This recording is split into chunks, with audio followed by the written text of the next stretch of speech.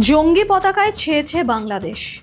রাজপথ থেকে পাড়ার গলির দখল নিয়েছে আরবি কালেমা। যারা খেয়াল খুশি মতো তা খুলে নিচ্ছেন, তাদের বাড়ি গিয়ে চলছে হুমকি। পালের গোদাকে হারুন ইজহার, চট্টগ্রামের লালখান বাজার মাদ্রাসার মাথা। বিশ্বকাপ উপলক্ষে ব্রাজিল আর্জেন্টিনার পতাকা টানানো নাকি বদমাইশি।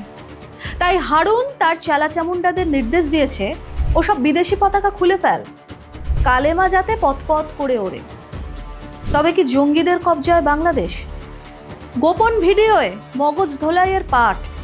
কি বার্তা দিল জঙ্গি নেতা? ছেঁড়া কাঁথায় শুয়ে ইজহার খোয়াব দেখছে দিল্লি উপড়ানোর। কি হবে এবার? চোখ রাখুন আজকের এই বিশেষ প্রতিবেদনে।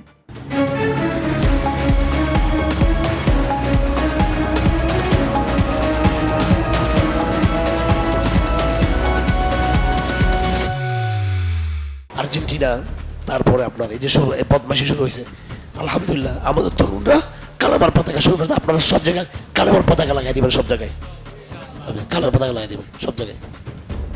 এখন যদি জঙ্গিবাদ হয়ে থাকে তাহলে আর্জেন্টিনা আর ব্রাজিল এগুলো সব পতাকা নামাইতে হবে। এগুলো যেখানে এগুলো থাকবে, আমাদের কালামার পতাকা থাকবে আমাদের। শুনলেন, গত কয়েকদিন ধরে রাজধানী ঢাকা সহ বাংলাদেশের একাধিক জেলা উপজেলার দখল নিয়েছে জঙ্গিদের সিম্বল কালেমা পতাকা। হারুন ইজহারের বক্তব্য তো শোনালাম আপনাদের। সমস্যার সূত্রপাত এখান থেকে। বিশ্বকাপ উন্মাদনায় বাংলাদেশের নানা স্থানে ব্রাজিল আর আর্জেন্টিনার সমর্থকরা তাদের পছন্দের দলের পতাকা টাঙিয়েছে। দিগ্গজ হারুনের গাত্রদাহ জানিয়ে তার মতো মোস্ট ওয়ান্টেড জঙ্গি নেতা থাকতে বাংলাদেশে কার ঘাড়ে কটা মাথা আছে ব্রাজিল আর্জেন্টিনার পতাকা টাঙিয়ে বদমাইশি? হারুন সাঙ্গপাঙ্গদের ইনস্ট্রাকশন দিয়েছে সব পতাকা খুলে দিকে দিকে কালেমা টাঙাতে। হারুনের বিশ্বাস তাতে নাকি কিছুটা হলেও কালিমা কাটবে। পুলিশের নাকের ডগায় কখনো বাইকে রোড শো করে, কখনো ব্রিজ কিংবা বড় রাস্তার মোড়ে হারুনের চেলারা কালেমা টাঙিয়ে দিচ্ছে। মাঝে একটু খোলা হলেও পরে ফের তা টাঙানো হয়। এরই মধ্যে কেউ কেউ তা খেয়াল খুশি মতো খুলেও নিয়েছিলেন। গোল বাঁধে এরপর। হারুনের চর বাহিনী কেন খুলছে, কি অসুবিধা, পতাকা টাঙানো আছে, বেশ করেছে তারা, ইত্যাদি প্রভৃতি বলে চোখ পাকিয়ে সোজা জনৈক সেই ছেলের বাড়ি গিয়ে উপস্থিত হয়। তার বাবাকে হুমকি ভয় দেখিয়ে কালেমা খোলার খেসারত দেওয়া হয় মার খাইয়ে। আপনার বাসা কোন জায়গা? আপনার বাসা কোন জায়গা? রাধানগর ভাই, ভালো লাগছে আমি নিয়ে যাচ্ছি। আপনি পতাকা খুললে না রাখতে পাইলা? ভাই আমি তো এটা ফালাই দিতাম না। না ভাই, আপনি পতাকা লাগানো হয়েছে, এটা নিয়ে ভালো লাগে না, বুঝছেন না? আপনার সবসময় থাকতো না, সব সময় থাকতো না। কেন আপনার পতাকা নেওয়ার অনুমতি লাগলা? এটার লাগে পতাকা টাকার লাগে। এক মাস পরে থাকবে না ভাই, এখানে পতাকা 24 ঘন্টা নাই, 24 ঘন্টা থাকতো না। আপনার সমস্যা নেই, আপনি পতাকা নিবা কেন? আপনি পতাকা দিচ্ছেন নি? সুনামগঞ্জের আব্দুস জুহু সেতু থেকে একেবারে সোজা রাধানগরে জনৈকের বাড়ি। গত কয়েকদিনের এই ঘটনায় শোরগোল পড়েছে বাংলাদেশে। ঢাকা থেকে সুনামগঞ্জ, ফেনী থেকে গোপালগঞ্জ, কালেমার র্যালিতে থরহরিকম্প বাংলাদেশ।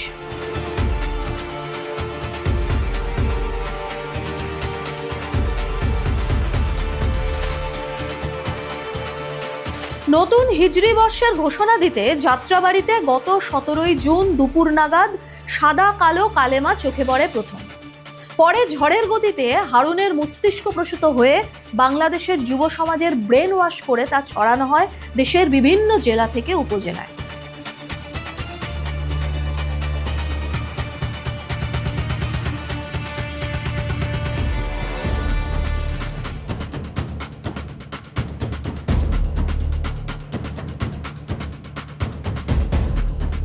সুনামির বেগে এই কালেমা কি তবে বাংলাদেশের বরাতে অশনি সংকেত?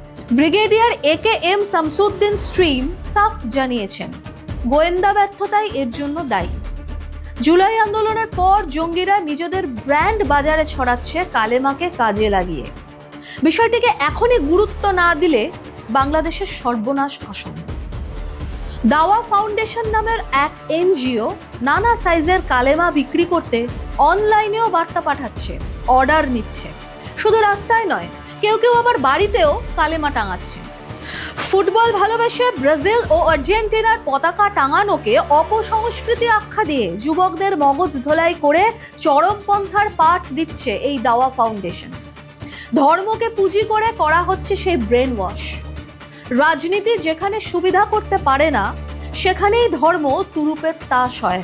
সেই কাজটাই করে দেখাচ্ছে হারুন।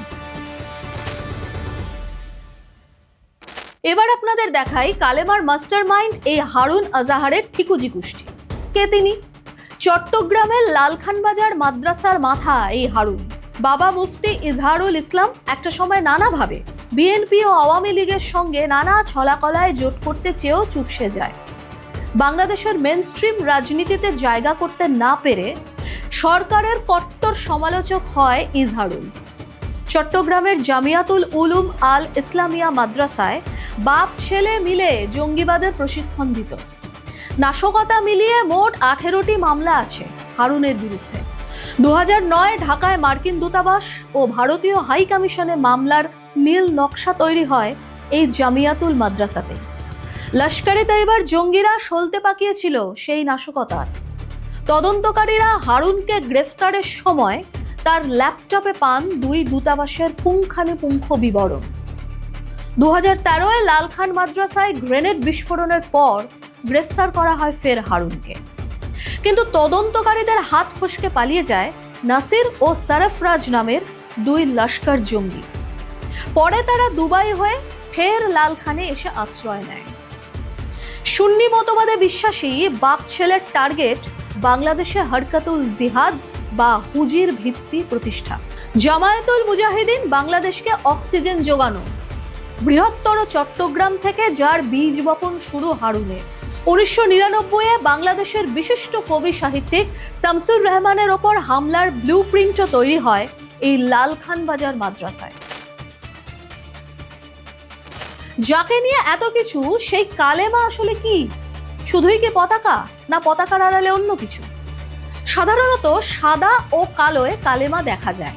ইরাক, ইরান ও আফগানিস্তানে অবশ্য সবুজের ওপর লাল গোলাকৃতির মধ্যে লেখা থাকে আরবি ভাষায় লা ইলাহা ইল্লাল্লাহু মুহাম্মাদুর রাসূলুল্লাহ, অর্থাৎ আল্লাহ বিনে কোনো উপাস্য নেই আর মুহাম্মাদুর আল্লাহ প্রেরিত পুরুষ।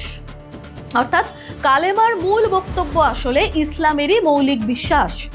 জঙ্গি সংগঠনগুলি এটিকে নিজেদের দলীয় প্রতীক মনে করে বাপের সম্পত্তি হিসাবে ব্যবহার করে। তালেবান, লস্করে তৈবা, আল কায়দা, বোকো হারাম, আইসিস, জৈশ-ই মোহাম্মদ ও আল শাবাব এই কয়েকটি জঙ্গি সংগঠন তাদের জোশ বাড়াতে ইসলামের এই বাণীকে কাজে লাগায়, এবং সেটি খারাপ কাজে। হারুন নানা সময় স্বীকার করেছে বাংলাদেশে কতখানি সক্রিয় তালেবান, আল কায়দা ও আইসিস। তবে এর মধ্যে আল কায়দা ও লস্কর হারুনের ইয়ার দোস্ত।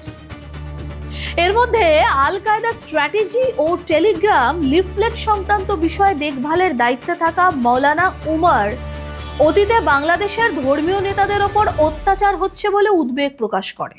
উমরের কথায় হাতে চাঁদ পেয়েছিল হারুন, কারণ তার নামও উল্লেখ করে উমর।